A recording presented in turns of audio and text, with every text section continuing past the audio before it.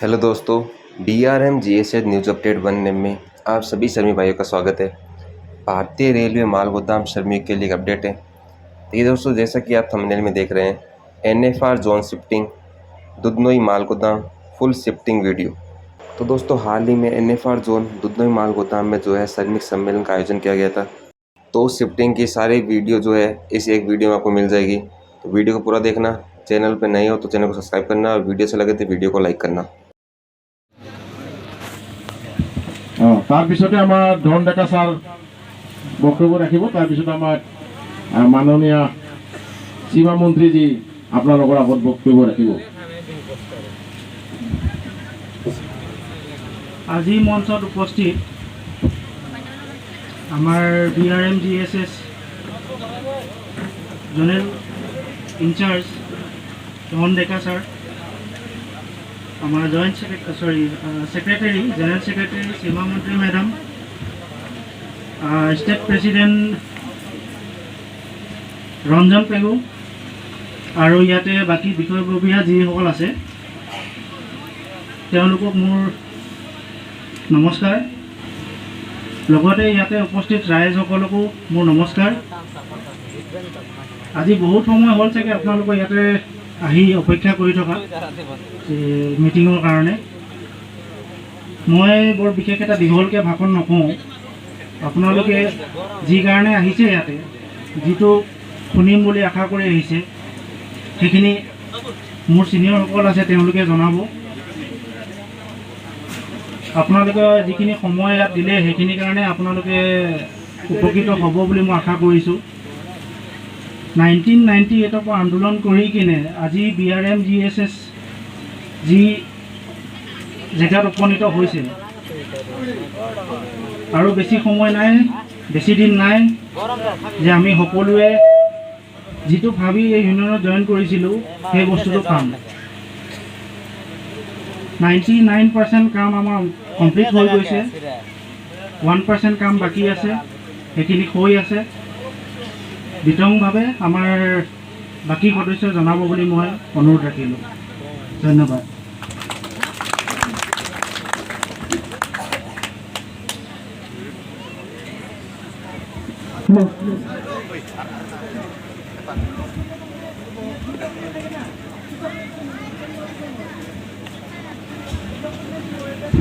Hello',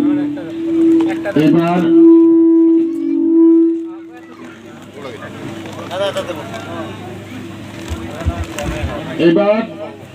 আমাৰ general in-charge মাননীয় ধন কুমাৰ ডেকা ছাৰে আপোনালোকৰ আগত সুন্দৰভাৱে বক্তব্য ৰাখিব।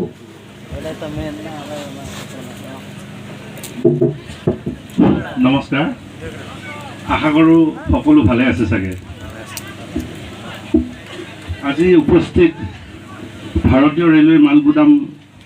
সংঘৰ সমূহ সদস্যবৃন্দ আৰু লগতে মঞ্চত উপস্থিত আমাৰ জোনেল ছেক্ৰেটাৰী সীমা মন্ত্ৰী ডাঙৰীয়া আৰু লগতে আজি পৰিচালনা সমিতিৰ সভাপতি, তেখেতৰ নামটো পাহৰিছোঁ, সভাপতি কি নাম আছিলে, অৰুণ ৰায়দেৱ, আৰু আমাৰ ষ্টেট প্ৰেচিডেণ্ট ৰঞ্জন পেগু ডাঙৰীয়া, আৰু কো জইণ্ট ছেক্ৰেটাৰী জোনেল বিবেকা ফুকন ডাঙৰীয়া, আৰু জোনেল এক্সিকিউটিভ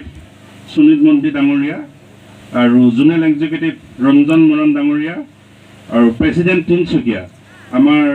ডিব্ৰুগড়ৰ পৰা আহিছে মনেশ্বৰ প্ৰমে ডাঙৰীয়া, আৰু office in-charge zonal Abu Sama ডাঙৰীয়া,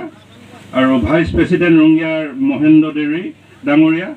এছিষ্টেণ্ট ছেক্ৰেটাৰী ষ্টেট ভদ্ৰেশ্বৰ চৰকাৰ ডাঙৰীয়া, এই প্ৰমুখ্যে এই অনুষ্ঠানটো আপোনালোকৰ আগত সজাই পৰাই তুলিবৰ কাৰণে আজি কেইবাদিনৰ পৰা দিনে ৰাতিয়ে কষ্ট কৰি আছে। প্ৰথমে হ'ল আমাৰ ভদ্ৰেশ্বৰ চৰকাৰ ডাঙৰীয়া জড়িত হৈ আছে, লগতে শংকৰদেৱ সিনহা ডাঙৰীয়া, লোহিত চৰকাৰ, সহদেৱ কুমাৰ ৰয় আৰু শ্ৰীনাথ ৰাভা।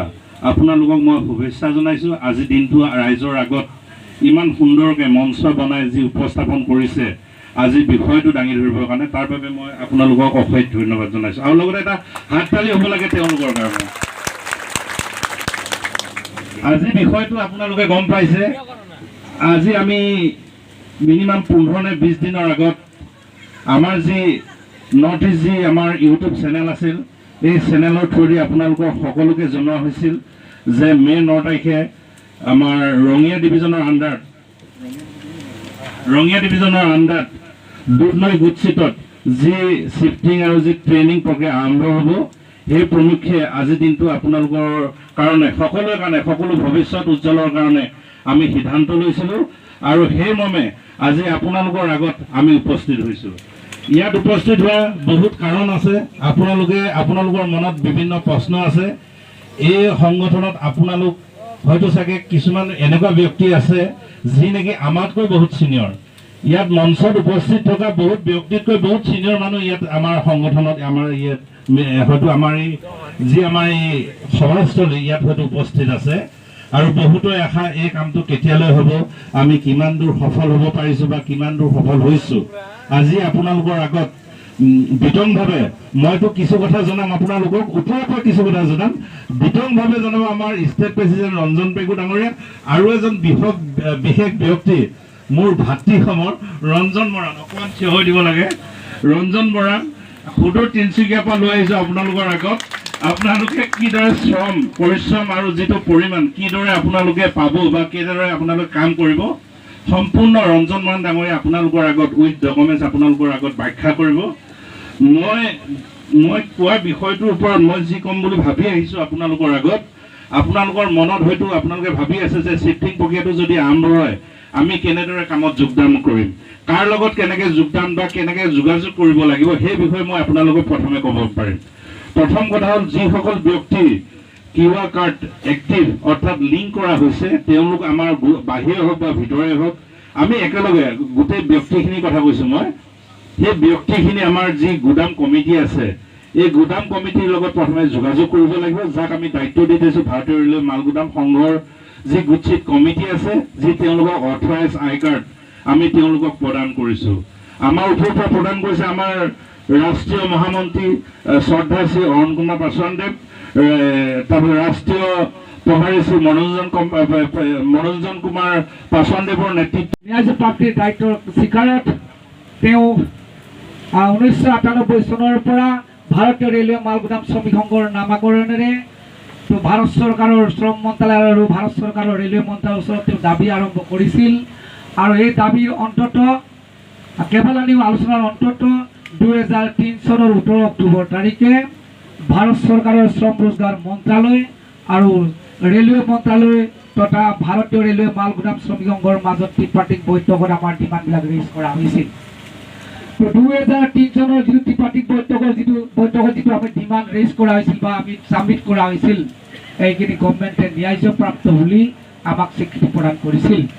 আৰু তেওঁলোকে আমাক আশ্বাস দিছিল যে কম সময়ৰ ভিতৰতে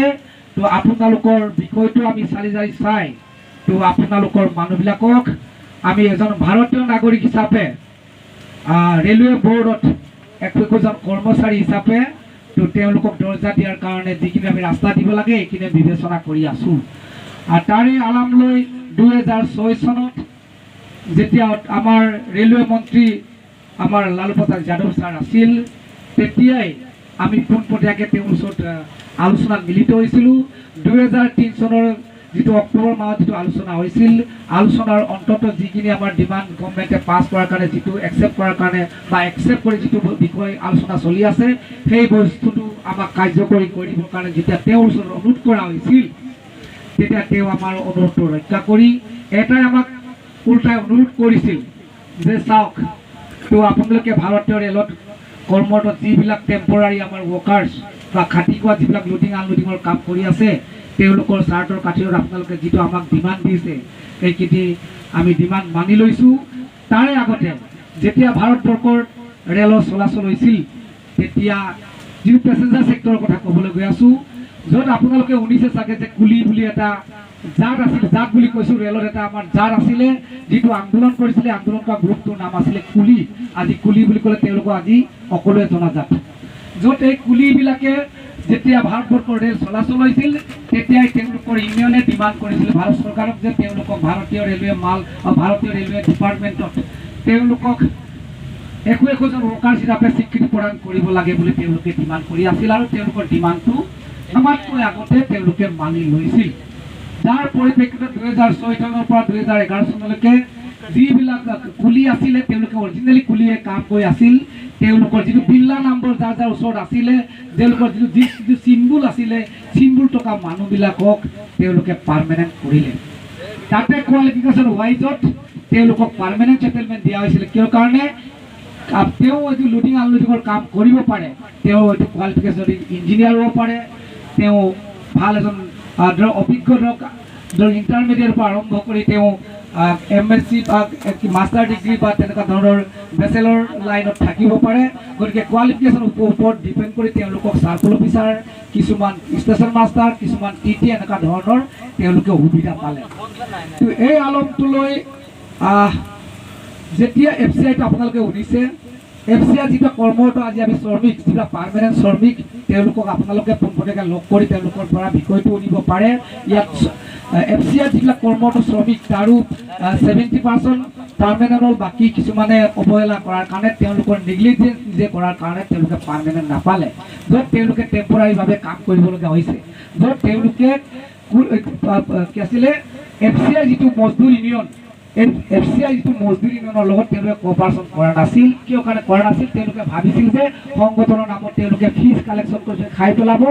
আমি এনেই পাম আমাক কোনে কেৰিব পাৰে এনেকুৱা সংগঠনৰ আমি চামিল নহওঁ বুলি যি গ্ৰুপে থাকি গৈছিল এইবিলাকে পাৰ্মানেণ্ট ছেটেলমেণ্ট নহ'ল ঠিক এই FCI যিটো গ্ৰাণ্ট কৰা হৈছিলে তেওঁলোকে 28 বছৰ দিন আন্দোলন কৰিছিল 28 বছৰ লাগি বহুত দীৰ্ঘদিন ধৰি লাগি তেওঁলোকে পাৰ্মানেণ্ট ছেটেলমেণ্ট পাইছিল আৰু সেই আন্দোলনত পোনপটীয়াকৈ কানুন মন্ত্ৰী হিচাপে জড়িত আছিল আমাৰ বৰ্তমানৰ মহামন্ত্ৰী ভাৰতীয় ৰেলৱে মালগুদাম শ্ৰমিক সংঘৰ মহামন্ত্ৰী যিজন পাহুণ্ডাৰ আমি যাক পিতাজী বুলি কৈছোঁ যিজনে আমাক আজি এইখিনি ৰাস্তা দিবলৈ গৈ আছে সেইজন ব্যক্তিৰ নামে হ'ল অৰুণ কুমাৰ পাছোৱান তেতিয়া দিনতে কানুন মন্ত্ৰীয়ে কাম কৰিছিল আৰু FCI ৱৰ্কাৰ্ছবিলাকক তেওঁ পাৰ্মানেণ্ট কৰাইছিল তাৰ পাছত তেওঁ পুনৰ ভাৰতীয় ৰেলৱে মালগুদামত কৰ্মৰত শ্ৰমিকৰ কাৰণে তেওঁ চিন্তা কৰিবলৈ আগবাঢ়িছিল য'ত তেওঁ 1.5 লাখ লোকে তেওঁ মজুৰি পাইছিল তথাপিতো লাগিলে তেওঁ 1.5 লাখ টকা মোক নালাগে মই ভাৰতীয় ৰেলৱে মালগুদামত কৰ্মৰত শ্ৰমিকবিলাককো FCI আৰু কুলিবিলাকে যেনেকৈ ধৰণে পাৰ্মানেণ্ট ছেটেলমেণ্ট হৈছে ষ্ট্ৰাইকৰ হৈছে ঠিক তেনেধৰণে বাকী আমাৰ কৰ্মচাৰী আমাৰ ৱৰ্কাৰ্ছবিলাকো পাৰ্মানেণ্ট পাব লাগে বুলি তেওঁ এই আন্দোলনটো পোনপটীয়াকৈ আৰম্ভ কৰিছিল তো 2012 চনৰ ৰিএমেণ্ডমেণ্ট হৈছিল তো ৰিএমেণ্ডমেণ্টৰ জৰিয়তে 12 চনত যিবিলাক মানুহে 12 চনৰ পাছৰ পৰা যিবিলাক মানুহ ছেটেলমেণ্ট হ'ব 12 চনৰ ভাৰত চৰকাৰৰ যিটো ৰিএমেণ্ডমেণ্ট আইন নিযুক্তি প্ৰক্ৰিয়া কি কি ফেচিলিটি পাব পাৰে কি পাব নাপাব এভৰিথিং এই বিষয়টো লৈ 12 চনৰ এমেণ্ডমেণ্ট এক্টৰ ভিতৰত আমাৰ বিষয়টো তেওঁলোকে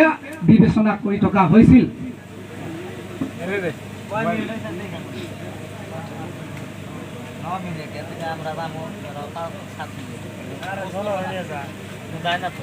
টেবলেট কাছ অলপ দুৰ্বল হৈছে ৰাইজ অলপ মাফ কৰিব